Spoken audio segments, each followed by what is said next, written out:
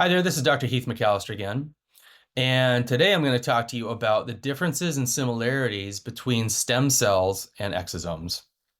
So stem cells, people have heard that term. They've been around for a lot longer. We've identified them for a lot longer, and they've been used therapeutically for a lot longer. You can get stem cells from your own body tissues, so your fat tissue, your bone marrow. There are stem cells in the brain. Uh, they are used therapeutically still all over the world, including Panama, at famous clinics. They're infused for various different ailments, and they do confer a lot of benefits. Now, are there issues with stem cells? Yes, there can be issues with stem cells, particularly if you don't have a really pure sample. So when you infuse stem cells into your body, unless they're your own cells, there's a potential that you could have a negative reaction.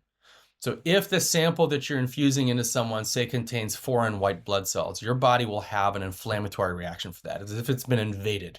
So there is a thing called infusion toxicity that has been identified with stem cell treatments as a potential risk.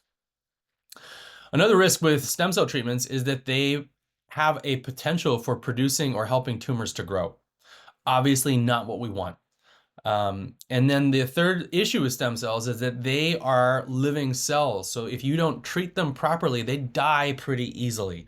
They're not kept in liquid nitrogen, for instance, or really kept at specific temperatures and fed certain nutrients, they will die.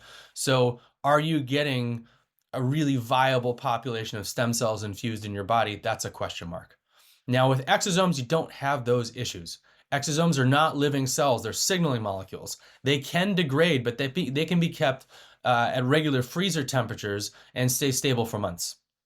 They don't have the same issue with infusion toxicity because it is a purified product. There's not going to be white blood cells or other components that could potentially cause inflammation in your body.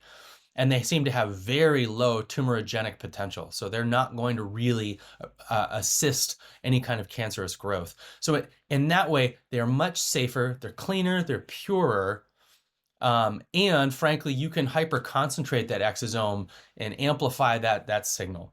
So overall, I feel that exosomes are a much safer choice. Now, exosomes have a similar function to their parent cells. So if you take a mesenchymal stem cell, you produce exosomes from that, it's going to have a similar suite of therapeutic potential. All the things that we already talked about, anti-inflammatory, immunomodulation, tissue regeneration, when you take them from mesenchymal stem cells. A last note that I would say is that with using stem cells, if you're using your own body's stem cells, great. You just have to know that you're not using early, fresh, vibrant stem cells like day one. So if you harvest your own adult stem cells from your adipose tissue, your bone marrow, those are aged stem cells. If you use stem cells from placental tissue, mesenchymal stem cells, they are beginning of life, but they are not your cells. So eventually your immune system will identify them and clear them out as foreign pieces of material. So, the hope is that when people do a stem cell treatment, they get enough of that exosome benefit. You can also just cut out the middleman and give an exosome treatment. It's cleaner, it's safer, and in my personal opinion, it is more effective than stem cell treatment.